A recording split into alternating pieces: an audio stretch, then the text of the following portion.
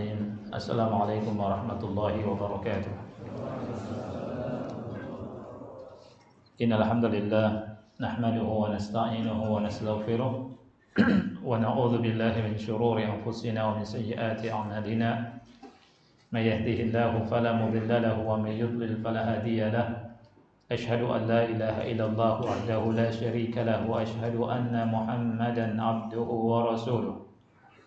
يا أيها الذين آمنوا اتقوا الله حق تقاته ولا تموتن إلا وأنتم مسلمون يا أيها الناس اتقوا ربكم الذي خلقكم من نفس واحدة وخلق منها زوجها وبث منهما رجالا كثيرا ونساء واتقوا الله الذي تساءلون به والأرحام إن الله كان عليكم رقيبا يا أيها الذين آمنوا اتقوا الله وقولوا قولا سديدا يصلح لكم أعمالكم ويغفر لكم ذنوبكم ومن يطع الله ورسوله فقد فاز فوزا عظيما أما بعد فإن أصدق الحديث كتاب الله وخير الهدي هدي محمد صلى الله عليه وعلى آله وسلم وشر الأمور محدثاتها فإن كل محدثة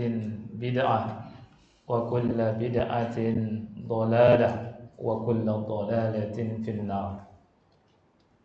Ikhwah sekalian yang Allah muliakan, pada kesempatan ini kita akan melanjutkan pembahasan tentang talak. Kita mulai membahas tentang masalah talak, yakni kitabu at-talaq. Dan ini merupakan pembahasan yang penting karena kita harus mengilmui tentang masalah ini. Masalah talak ini merupakan bagian daripada ilmu yang harusnya kita tahu, dan semoga Allah Subhanahu wa taala memberikan ilmu yang bermanfaat kepada kita semua, yang dengannya Allah kasih pahala, kasih ilmu, dan Allah angkat derajat kita semua.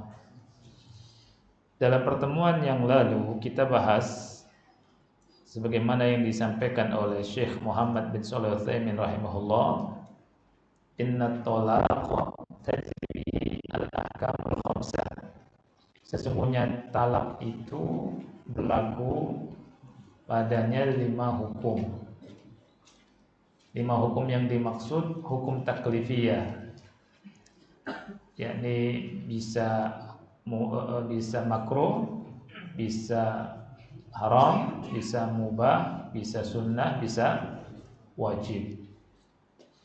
Dan dalam pertemuan yang lalu kita bahas pada dasarnya talak itu hukumnya makruh.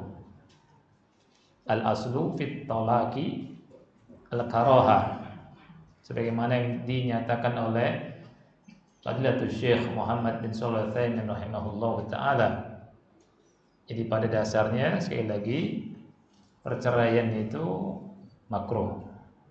Ini hukum asal cerai. Kemudian beliau berkata, wa qad yakunu wajiban, dan bisa jadi apa? Wajib. Ya. Kita sudah bahas tentang yang pertama atau yang kedua ya. Jadi ini hukum yang kedua. Jadi talak itu wajib, karena pertama hukum talak itu hukum asalnya apa? Makruh. Kemudian bisa jadi wajib ketika ada laki-laki yang bersumpah, dia bersumpah kepada Allah tidak menggauli istrinya selama lebih dari 4 bulan, dan bersumpah untuk tidak menggauli istrinya selama lebih dari 4 bulan ini hukumnya dalam Islam disebut apa? Siapa yang ingat? Ila. Ya. Jadi enggak boleh suami tidak menggauli istrinya atau bersumpah lebih dari 4 bulan. Ima dia tahan, atau dia kembali, atau ceraikan. Ini syariatnya demikian. Dan itu disebutkan di surat Al-Baqarah ayat 226 dan 227. Kemudian hukum yang ketiga, al-mustahab.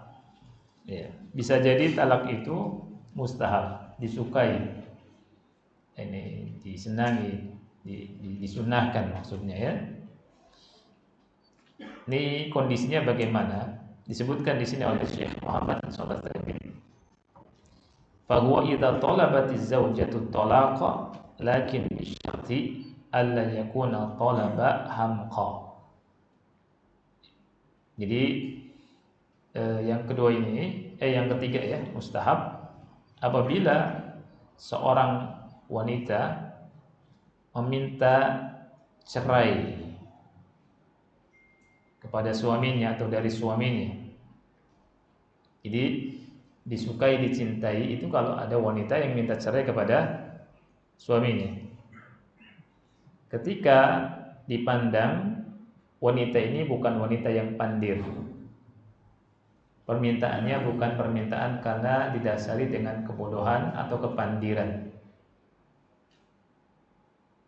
Dengan sadar, memang wanita ini sadar dan dia memang mau cerai, maka disunahkan bagi seorang suami menceraikan wanita tersebut. Dijelaskan oleh Syekh Muhammad bin Shalih Al-Utsaimin, kita perhatikan penjelasannya supaya lebih memahami tentang jenis yang ketiga ini.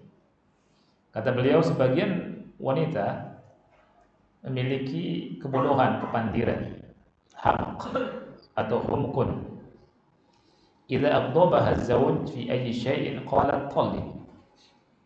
Kalau suami itu membuat dia marah, murka dalam masalah apa saja, langsung bilang ceraikan aku, ceraikan saja. Ya, ini namanya talab hamqa ya. Hamqa ini pandir. Jadi sebagian wanita tidak bisa menguasai dirinya. Gitu, hamqa. Ya, hamqa wanita ini. Tadi hamqa apa? Pandir ya. Permasalahan keluarga kan mesti ada. Permasalahan keluarga itu mesti ada. Di sini saya berkata idza dhabaha az-zawj fi ayyi syai'. Kalau suami membuat marah istri, si istri itu bilang apa? Ceraikan aku, ceraikan saja, tolak. Wa ba'du az-zawjati takunu aqwa min az-zawji fi an-nashad fatumsiku bi talabihi wa taqul la utlikuka hatta tutalliqani. Ada sebagian wanita, sebagian istri ya, itu lebih kuat dari laki-laki. Di sini nasyadnya ya. Nasyad itu semangatnya. Fatumsiku bi talabihi. Dia pegang ini baju atas laki-lakinya atau kerahnya begini. Dipegang. Gitu. Ngeri nih wanita ini. Subhanallah. Wa taqul, dan dia berkata, saya tidak akan melepaskan ini sehingga kamu ceraikan aku. Gitu. Ya. Ada wanita seperti itu. Dia bilang, kemudian laki-lakinya bilang anti talib, kamu cerai. Terus bilang lagi, enggak cukup, ceraikan lagi yang kedua supaya engkau enggak balik padaku. Gitu. Kemudian dibilang lagi sama suaminya, kalau gitu kamu cerai. Enggak cukup juga, yang ketiga sekaligus. Gitu ya. Kemudian anti talib. Nah, habis 3 kali, awwalu man jandam, kata Syekh Utsaimin, pertama kali yang nyesel az-zaujah. Yang nyesel siapa? Perempuan ini. Tabki, dia nangis. Ya, ini sekaligus nasihat untuk para wanita. Jangan bermudah-mudah minta cerai. Ya. Dan laki-laki juga bersabar untuk tidak mudah untuk menceraikan. Ya, nyesel. Banyak wanita yang nyesel, udah ceraikan aja. Itu, ceraikan. Diceraikan nyesel. Awalnya marah-marah, pas dicerai, ya saya ceraikan, nangis. Rata-rata seperti itu tuh perempuan tuh. Nangis. Ya, oh yuk tanda tangan, misalnya gitu. Suruh tanda tangan perceraian kita, ditanda tangan, nangis. Ya, itulah perempuan, akhi. Ya. Fal muhim anna al-mar'a idza talabat at-talaqa an iktina'in la an humkin au infial.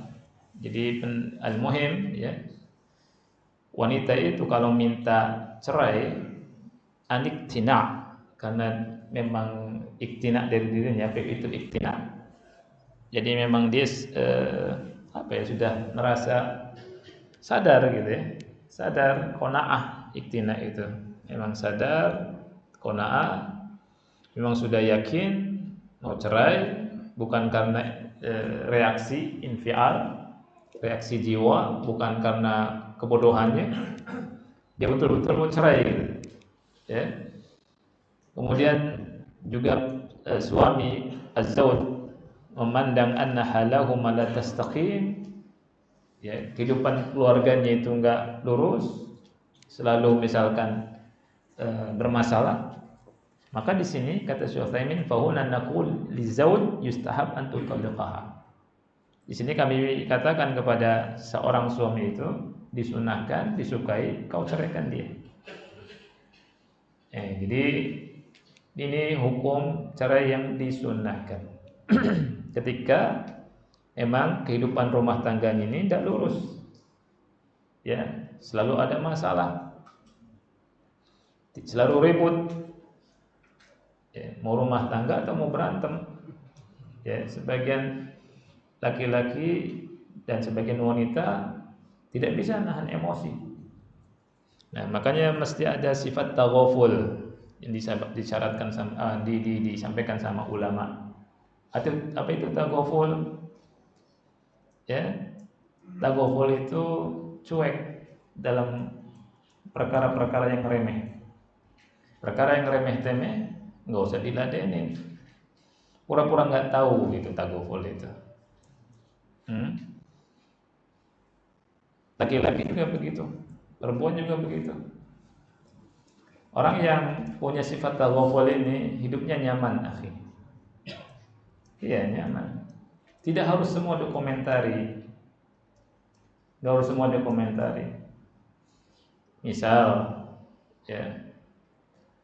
Misalnya ya, suami capek habis kerja, datang, ya, jendela miring dikit, misalkan ya, karena kita capek wajar istirahat duduk dulu kan.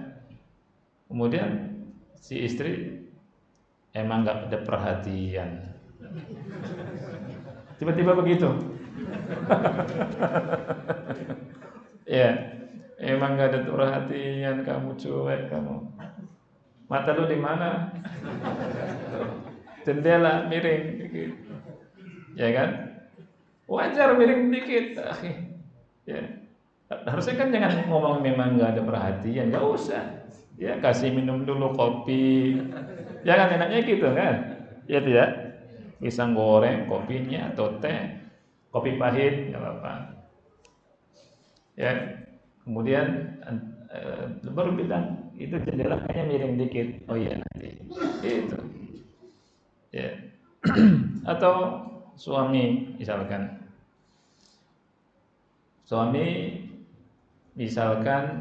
di kamar, ya, spraynya berantakan, ya kan ya, atau belum rapi, cuma ujung kanan doang belum rapi.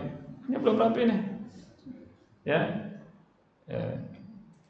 Ahsan antum turunkan sendiri, jangan belum rapi terus diomongin mau tidur, harus yang rapi nanti, ya. Ini penyakit jiwa yang begini, betul akhi, ya. Ada kotor dikit, ngeres pasir, ya, wajar ya aja, antum tinggal sapu selesai. Jangan Anti harus bersih. Anak kan pembersih, gitu. Dilahirkan dari keluarga yang bersih.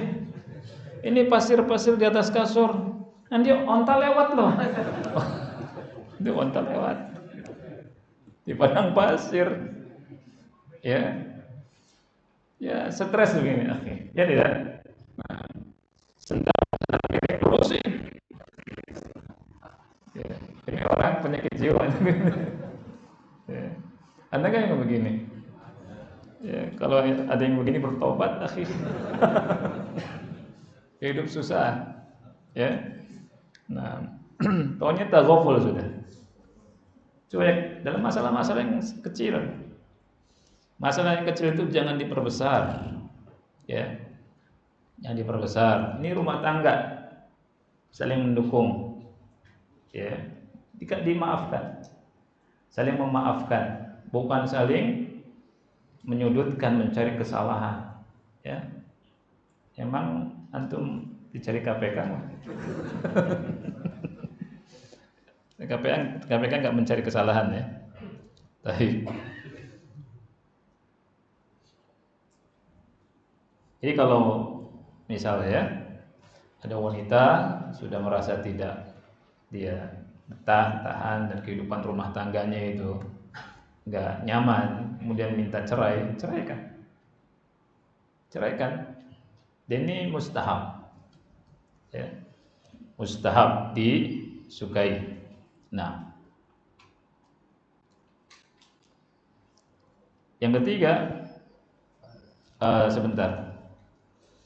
Jadi Syekh Utsaimin banyak berbicara tentang masalah ini sampai di akhirnya beliau berkata gini, "Fahuna naqulu zauj", di sini kami berkata kepada suami, "Al-afdal an tutalliqa min ajli mura'ati haliha, wa man taraka syai'an lillahi awadahu Allahu khairan minhu." Jadi kalau misalkan si perempuan bilang enggak sanggup lagi hidup, ya, ceraikan aja. Karena ini memperhatikan keadaannya juga, kondisinya juga. Dan Syekh Utsaimin berkata, "Wa man taraka syai'an lillah awadahu Allahu khairan minhu." Barang siapa yang meninggalkan sesuatu karena Allah, Allah akan ganti dengan yang lebih baik. Ingat ini. Tapi perhatikan, ikhwanya Allah, ya kan. Kita berinteraksi dengan keluarga, dengan istri itu, ya. Yang jadi nomor satu yang harus kita ingat itulah adalah siapa? Allah. Ya. Kita bermuamalah dengan istri bukan karena istri, tapi karena Allah. Karena Allah Subhanahu wa taala nomor satunya. Karena kita mempertanggungjawabkan semua hal kita ke istri di depan Allah, bukan karena istri. Makanya cintanya kita cinta karena siapa? Kita karena Allah Subhanahu wa taala. Bilang ke istri, "Ana uhibbuki fillah." Ana cinta anti karena Allah. Kalau sudah tidak sejalan lagi, ya, karena Allah juga berpisah. Dan ketika seorang perempuan minta cerai dan memang antum sudah lihat, ya, sudah lihat mafsadat dan maslahatnya. Kalau cerai maslahatnya gini, mafsadatnya begini. Bersama maslahatnya begini, mafsadatnya begini. Mana yang lebih tinggi, mana yang lebih banyak. Nah, kemudian setelah ditimbang, ceraikan. Ini sunnah. Dan di sini disebutkan, "Man taraka syai'an lillah awadahu Allahu khairan minhu." Barang siapa yang meninggalkan sesuatu karena Allah, Allah Subhanahu wa taala akan ganti dengan lebih baik. Dengan syarat kitanya lurus. Kitanya tidak neko-neko, enggak belok kanan, enggak belok kiri, lurus saja sudah lempeng. Jadi kita berusaha menunaikan hak istri. Kita tidak nuntut hak kita, tunaikan hak istri. Hak istri terpenuhi, istri macam-macam, kemudian diceraikan, pasti diganti yang lebih baik sama Allah. Yang rugi siapa? Istri. Ya. Begitu juga suami. Ya. Ketika ada istri yang menunaikan hak istrinya kepada suami, kemudian suaminya macam-macam, ya, kemudian cerai, yang rugi siapa? Suami. Yang rugi suami. Karena pasti digantikan yang lebih baik. Itu, ingat itu. Man taraka syai'an lillah awadahu Allahu khairan minhu. Barang siapa yang meninggalkan sesuatu karena Allah, pasti digantikan oleh Allah dengan yang lebih baik, pasti itu. Orang yang lurus akan selalu disayang sama Allah, dibimbing sama Allah Subhanahu wa taala. Makanya bermuamalah dengan istri, kita bukan lihat istri, tapi lihat Allah nomor satunya. Ya. Enak kalau lihat Allah. Anak kasih nafkah kepada anti misalkan karena Allah. Bukan karena tanggung jawab anak kepada Allah. Ketika kita ngerti seperti ini, anak istri miskin, apalagi istri kaya juga kita berhak, kita wajib kasih apa? Nafkah. Karena tanggung jawab kita kepada istri atau kepada Allah? Kepada Allah. Nomor satunya itu. Sehingga ketika ada masalah, akhi yang Allah muliakan, dan cerai, itu Allah gantikan yang lebih baik. Makanya aneh kalau ada istri akhlaknya buruk misalkan, akhlaknya jelek, kemudian anak berpisah, alhamdulillah lebih baik. Padahal lebih rugi, ya. Padahal lebih apa? Rugi. Allah bilang atastabdiluna apa? Dalam Al-Quran surah Al-Baqarah, atastabdiluna billadhi huwa adna billadhi huwa khair. Betul. Wa iyatafarraqa yughnillahu kullam min sa'atihi. Ketika berpisah, semuanya akan diberikan ghina, kecukupan, karena Allah Maha Kuasa. Tapi lihat, kenapa bercerai? Gitu. Kalau kita zalim dengan pasangan, Allah tidak suka.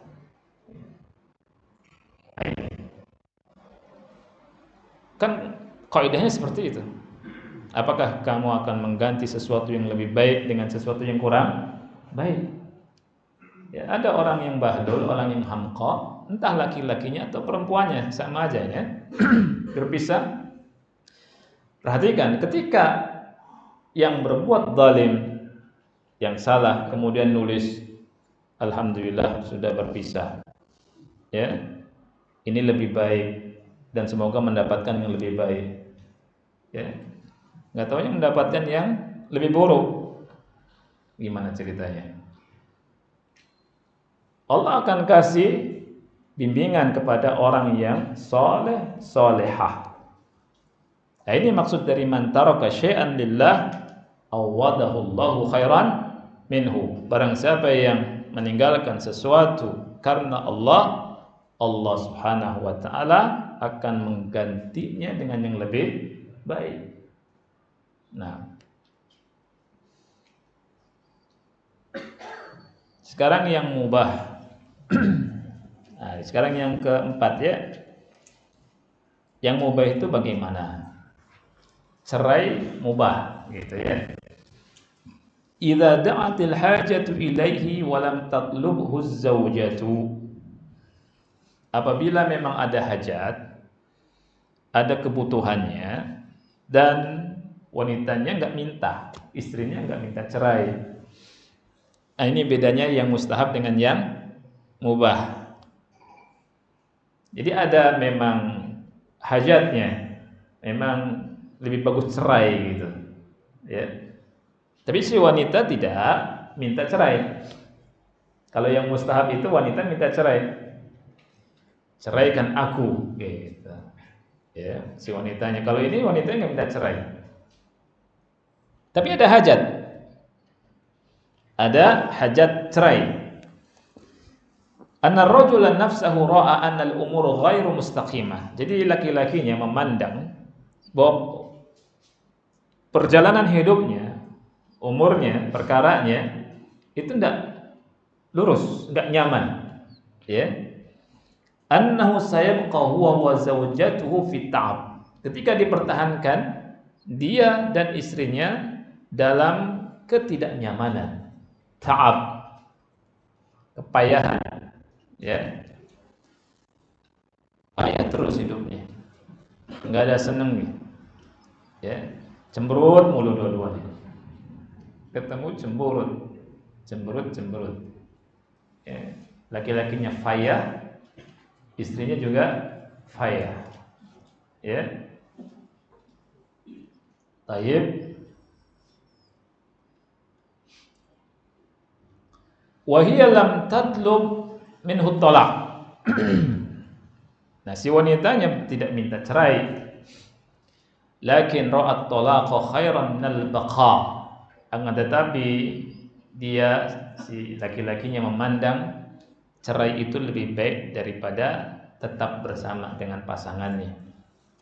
Fahuna naqul, di sini kita katakan at-talaqu mubah. Cerainya itu mubah. Ini hukumnya.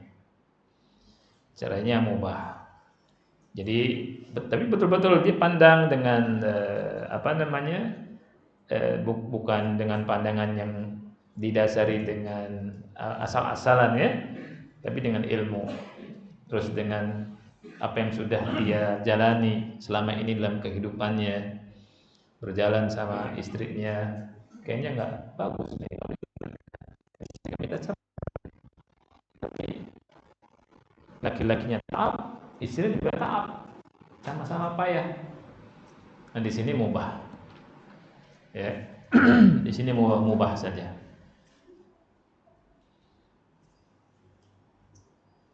Baik, berikutnya amal muharram, yang ke berapa ini? Yang ke 5, ya. Amal muharram, yang haram nih, ya. Fahuwa an yutalliqaha fi haydin aw fi tuhrin jama'aha fihi.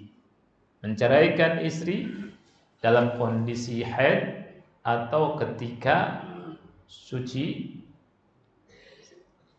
setelah disetubuhi. Dua kondisi ini namanya tolak bid'i. Dua kondisi ini namanya tolak bid'ah. Cerai bid'ah. Dan ini hukumnya haram. Cerai bid'ah itu yang pertama apa, ikhwan? Ketika haid. Kenapa? Karena ketika haidnya lama tuh diceraikan, masa iddahnya akan nunggu lama si wanita itu, ya kan? Karena haidnya itu lama misalkan, atau baru sebulan diceraikan. Karena haid ini nggak dihitung. Ini kondisi yang pertama. Kondisi yang kedua, menceraikan dalam kondisi suci kemudian digauli. Nah, kenapa enggak boleh dan haram? Karena apabila hamil, iddahnya panjang sekali. Ya, karena wanita hamil itu bisa digauli hamil tuh kan. Jadi iddahnya berapa bulan? 9 bulan sendiri. Lama, kasihan perempuan. Ya. Nah. Baik. Kita akan masuk ke hadisnya, ikhwan yang Allah muliakan. Hadisnya minta Ustaz Aris baca. Bisa Ustaz Aris? Dengan suara yang kencang sama terjemahannya. Nah. Fadhal. Ya pakai ini Ustaz Aris.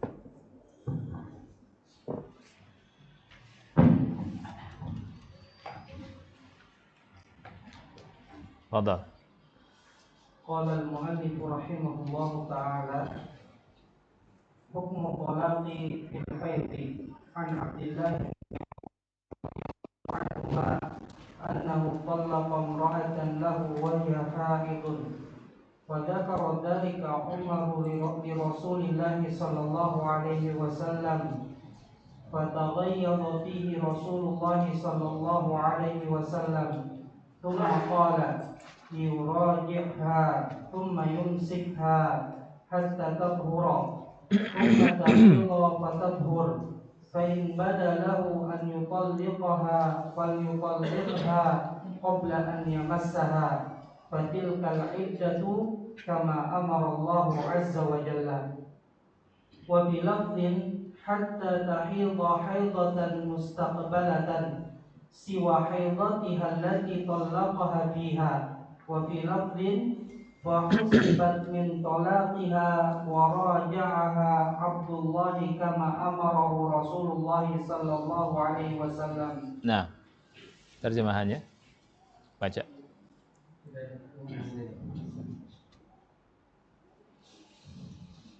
Abdullah bin Umar radhiyallahu anhuma menuturkan bahwa dirinya pernah menceraikan istrinya ketika sedang haid.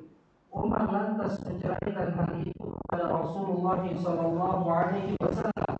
Rasulullah sallallahu alaihi wasallam lalu marah karenanya. Kemudian beliau bersabda, hendaknya dia rujuk kembali dengan istrinya. Kemudian dia hidup bersama istrinya lagi hingga istrinya suci, haid dan suci lagi. Jika sudah mantap untuk menceraikannya, maka hendaknya dia menceraikannya ketika dalam keadaan suci sebelum digaulinya. Itulah masa iddah sebagaimana yang diperintahkan Allah Azza wa Jalla. Dalam lafal yang lain dikatakan hingga istrinya haid lagi, namun bukan haid tatkala ia menceraikannya. Dalam lafal yang lain dikatakan lalu dilakukan perhitungan sejak jatuh talaknya. Abdullah lalu rujuk dengan istrinya sebagaimana diperintahkan oleh Rasulullah sallallahu alaihi wasallam. Barakallahu fiik. Syukran jazakallah khairan. Baik, kita langsung ke faedahnya ikhwan ya. Ana akan ngambil faedahnya dari penjelasan Syekh Muhammad bin Shalih Al-Utsaimin rahimahullahu taala.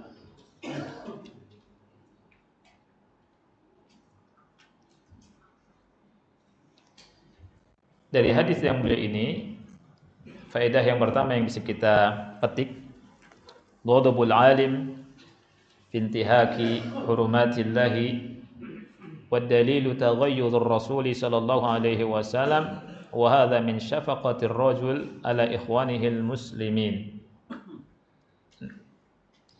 Faedah yang pertama adalah kemurkaan orang yang alim, kemurkaan orang yang berilmu ketika ada pelanggaran,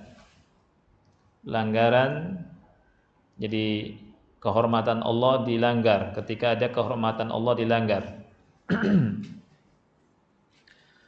Dalilnya adalah murkanya Rasul sallallahu alaihi wa alihi wasallam.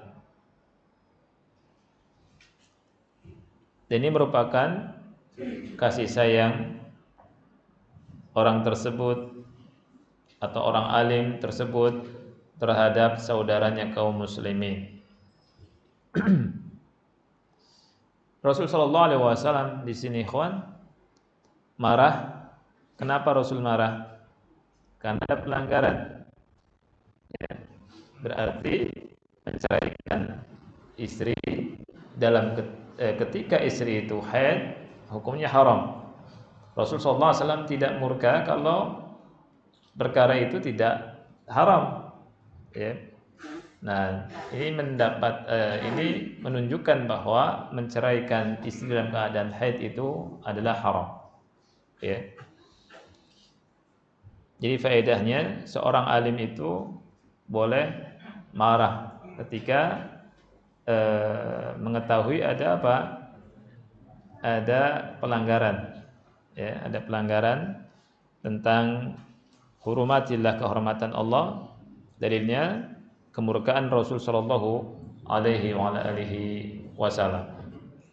Nah, dan kalau ada orang alim marah karena agama, ya, karena agama menunjukkan orang alim ini sayang kepada saudara-saudaranya kaum muslimin. Ya. Faedah yang kedua, khuluqun Nabi alaihi salatu wassalam, fa inna min khuluqihi alaihi salatu wassalam annahu la yantaqimu li nafsihi wa la yaghdabu li nafsihi, lakinnahu idzan tuhikat. Akhlak Nabi di sini ada akhlak Nabi yang mulia. Di antara akhlak Nabi, beliau tidak marah karena dirinya, tapi marah beliau itu karena Allah. Marahnya beliau itu bukan karena dirinya sendiri, tapi marahnya itu karena Allah. Ada kemaksiatan, ya, ada hak Allah dilanggar, maka Rasulullah SAW marah. Dan ini merupakan kesempurnaan dari akhlak Nabi kita Sallallahu Alaihi Wasallam. Kemudian Syekh Muhammad bin Shalih Al-Utsaimin rahimahullah berkata begini, ikhwan. Walihada nahutsukum an tatahammalu ma yusa'u bihi ilaikum lillahi azza wa jal. Fal insanu la yakhlu min a'da'in abadan. Kata beliau, oleh karena hal ini, ya, kami nasihatkan untuk antum semua, ini kata Syekh Utsaimin, ya, untuk bersabar, tahammul ketika ada yang tidak suka sama antum.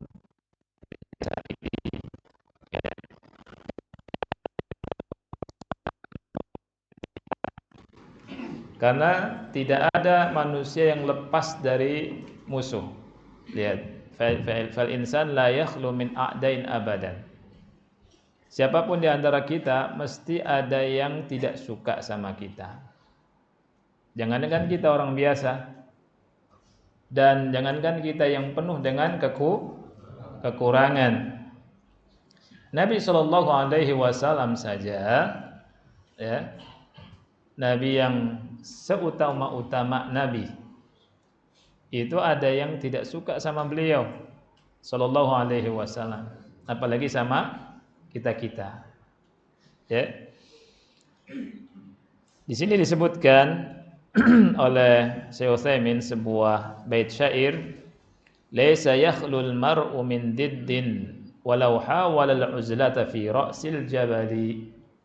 Jadi seseorang itu mesti ada yang enggak suka sama dia, walaupun dia uzlah, tinggal di atas gunung sendirian, enggak akan selamat dari apa? Dari ketidaksukaan orang.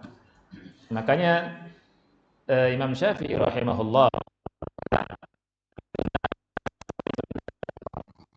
keridhaan dari manusia itu sesuatu yang mustahil, tujuan yang enggak mungkin tercapai.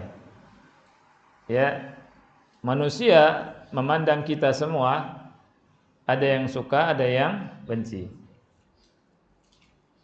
Itu kaidah. Ini hal yang harus kita pahami dan ingat. Ya, kita ini tidak semua benci sama kita, tapi juga tidak semua suka sama kita. Ini yang harus kita perhatikan. Fala budda an tasma'al adza min ghairik. Mesti kau dengar gangguan atau sesuatu dari selain engkau. Allah Ta'ala berfirman di surat Ali Imran ayat 186, wala tasma'unna minal ladzina utul kitaba min qablikum wa minal ladzina asyraku adzan katsira wa in tasbiru wa tattaqu fa inna dzalika min azmil umur. Kalian akan mendengar dari orang-orang yang memiliki kitab sebelum kalian dan dari orang-orang yang berbuat syirik adzan katsira, gangguan yang banyak. Apabila kau sabar, kau bertakwa, maka itu termasuk azm, umur yang azm, jadi perkara yang kuat, ya. Itu punya kuat azm menghadapi orang yang tidak suka itu dengan sabar dan takwa, ya. Nah, jadi ini akhlak Nabi Muhammad sallallahu alaihi wa alihi wasallam. Baik, sudah saatnya azan. Insyaallah setelah azan kita lanjutkan sedikit.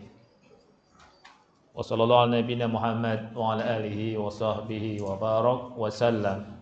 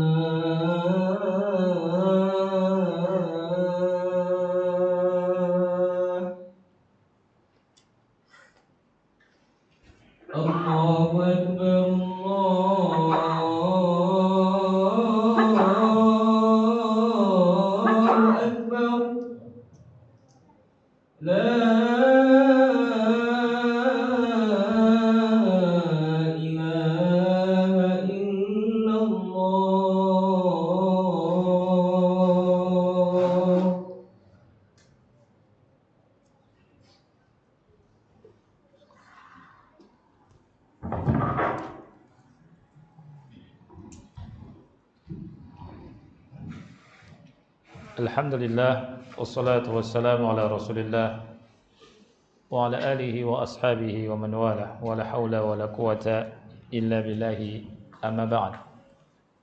Faedah yang ketiga, ilmu yang ketiga yang bisa kita ambil dari hadis ini Ini faedah bagus sekali ikhwan ya.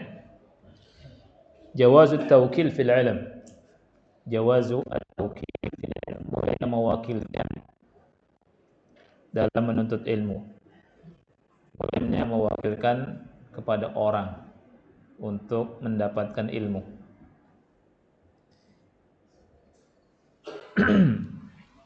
Di sini diambil dari Umar bin Khattab radhiyallahu anhu dalam kasusnya putranya Abdullah bin Umar untuk mendatangi Rasul sallallahu alaihi wasallam dan menghabarkan. Menghabarkan itu maksudnya bertanya. Zakaro itu artinya sa'ala. Ya, Umar bin Khattab kan datang ke Rasul sallallahu alaihi wasallam ketika kasus putranya yang menceraikan istrinya dalam keadaan haid. Kemudian datang ke Rasul SAW dan menyebutkan perkara putranya. Maksud zakaro di situ sa'ala, bertanya kepada Rasul sallallahu alaihi wasallam. Kemudian juga pernah dilakukan oleh Ali bin Abi Thalib radhiyallahu anhu ketika bertanya kepada Rasulullah sallallahu alaihi wasallam tentang hukum madhi. Ya, Rasul SAW ditanya, Ali bin Abi Thalib pernah berkata, kuntu rajulan azza'an. Aku ini seorang laki-laki yang mudah keluar air madhi. Fa amartul Miqdad ibn al-Aswad.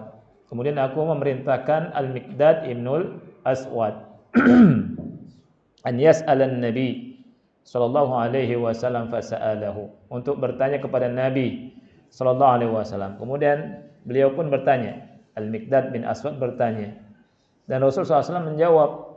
Kata Rasul, fihil wudu, dalam hukum air madhi, ketika laki-laki keluar air madhinya cukup dengan wudu saja. Maksudnya tidak mandi wajib. Karena air madhi itu hadas kecil, dan najisnya najis apa? Siapa yang tahu? Siapa yang ingat? Ada najis ada 3 kan? Jenis najis. Ada mughalladah, mukhaffafah, ada yang mutawasitah. Yang mughalladah contohnya apa? Najis anjing, mughalladah.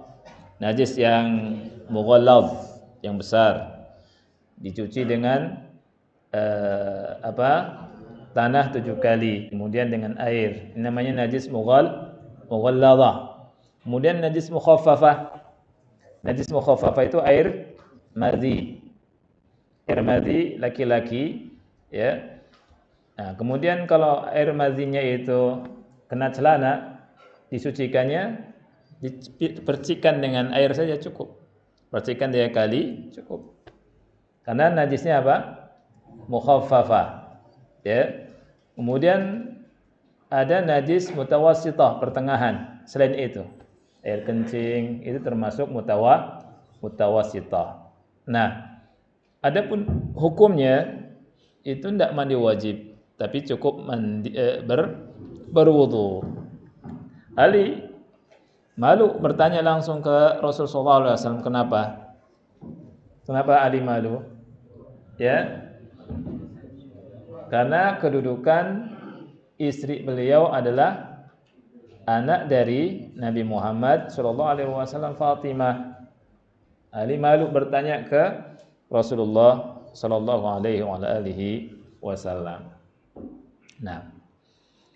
Nah, di hadis ini, ikhwanya Allah ya kan, kita lihat kembali ke hadis, perhatikan di hadisnya.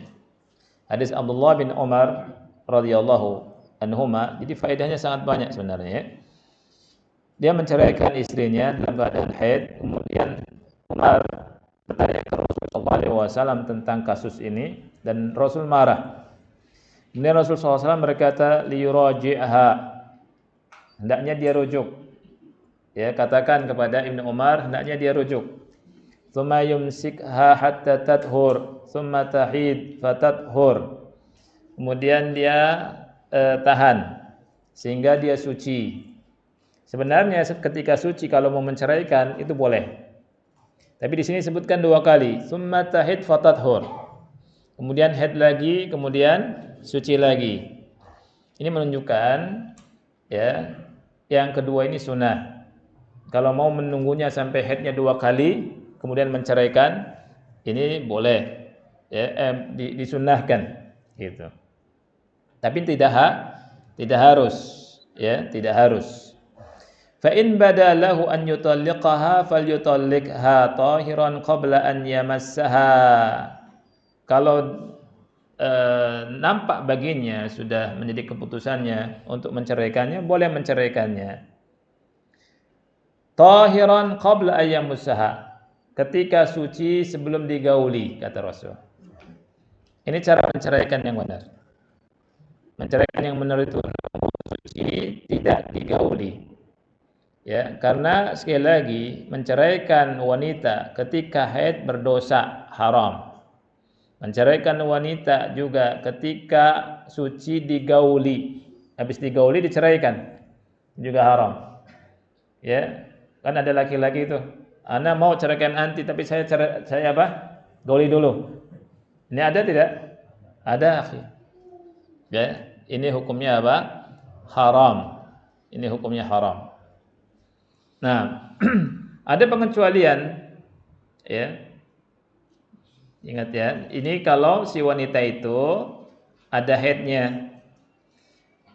Kalau wanita itu tidak berhaid, ya, tidak berhaid. Misalkan ada wanita rahimnya diangkat,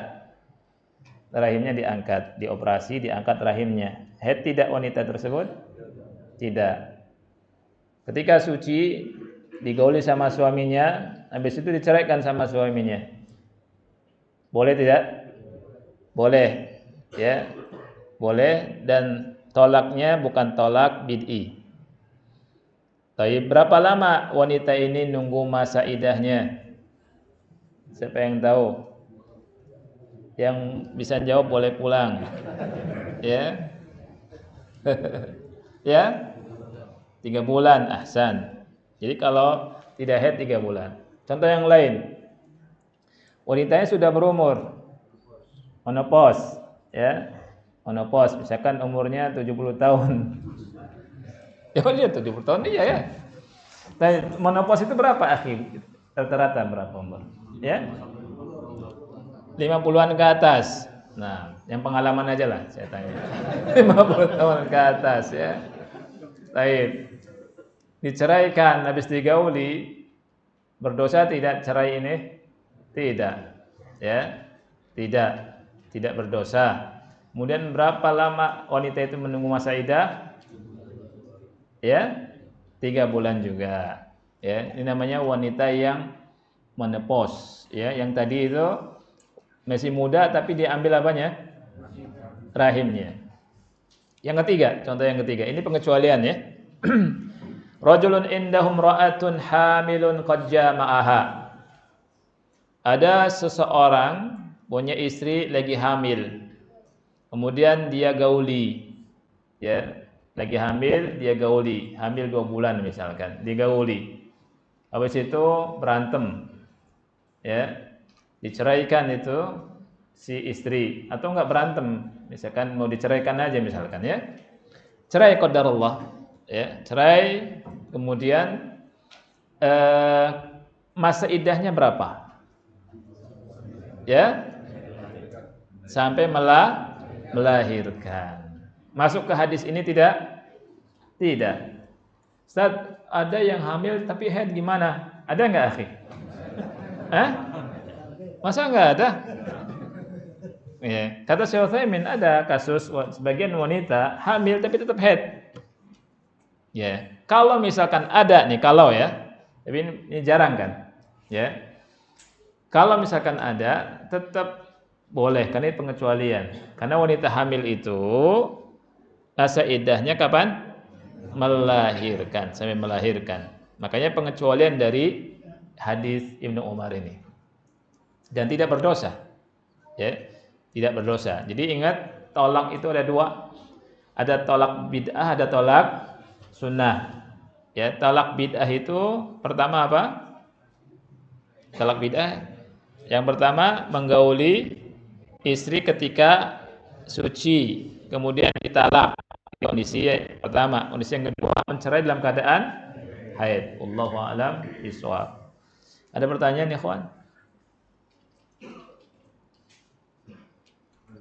Fadhal. Talak bid'i itu talaknya jatuh. Oh iya, masya Allah, bagus sekali. Apakah tolak bid'i itu tolaknya jatuh? Ah, ini penting sekali ya. Ya, sebenarnya mau anak bahas cuma lupa anak ya. Tolak bid'i apakah jatuh? Ulama berbeda pendapat. Tapi jumhur ulama 4 mazhab dari mazhab Hanafi, Maliki, Syafi'i, Hambali semuanya mengatakan tolaknya jatuh. Tolaknya jatuh. Ya. Dengan dalil tadi, katakan kepada Ibnu Umar agar Ibnu Umar itu merujuknya. Rasul menggunakan kalimat rujuk. Kemudian di hadis yang bawah itu yang dibaca sama Ustadz Aris, kan dihitung talaknya. Ya. Itu kalimatnya dihitung. Dan ini yang dijadikan dalil oleh jumhur ulama bahwa talak walaupun bid'i itu jatuh. Fahusibat min talaqiha. Itu kalimat ini. Ya. Fahusibat min talaqiha. Jadi talaknya itu dihitung awalnya. Ini menunjukkan bahwa tolak walaupun bid'i hukumnya jatuh talaknya, dihitung. Jatuh, satu. Tapi dia balik. Ya, seperti itu. Nah, ini yang disampaikan oleh Rasul kita sallallahu alaihi wasallam. Pendapat yang lain mengatakan tolaknya tidak jatuh. Ini pendapatnya Syekhul Islam Ibnu Taimiyah rahimahullah, juga pendapatnya muridnya Ibnu Qayyim rahimahullahu taala. Tetapi ana lebih condong kepada pendapat yang pertama tadi, ya. Ini pendapatnya ulama kibar semuanya, akhi. Pendapat yang mengatakan bahwa tolak bid'i ini jatuh. Ya. Pendapatnya siapa? Lihat. Yang mengatakan tolak bid'i ini jatuh itu pendapatnya Bukhari, Imam Bukhari, kemudian Baihaqi, kemudian Nawawi, kemudian Syekh Muhammad bin Ibrahim, mufti sebelum Syekh bin Baz, kemudian Syekh Albani rahimahullah, kemudian Syekh bin Baz di awal. Cuman itu Syekh bin Baz rujuk kepada pendapat yang kedua yang mengatakan jatuh. Ya. Dan kita lebih hati-hati tolaknya jatuh, karena juga maslahatnya besar. Orang tidak mempermainkan talak nanti. Ya, karena kalau misalkan dikatakan tidak jatuh, nanti banyak orang yang melakukan nanti jima kemudian dicerai, enggak jatuh talaknya. Ya, kemudian menceraikannya ketika suci, ketika apa? Haid. Ya, nanti dipermainkan oleh banyak orang. Ya, makanya pendapat yang lebih kuat adalah pendapat yang mengatakan talaknya jatuh. Ya, wallahu a'lam bishawab. Ini yang bisa kita bahas, insyaallah pada pertemuan berikutnya kita bahas hadis berikutnya. Mudah-mudahan Allah Subhanahu wa taala memberikan ilmu yang manfaat kepada kita semua, dan Allah kasih umur panjang kepada kita semua dalam taat. Allah mudahkan urusan dunia dan akhirat kita semua. Subhanakallahumma wa bihamdika asyhadu an la ilaha illa anta astaghfiruka wa atubu ilaik. Assalamualaikum warahmatullahi wabarakatuh.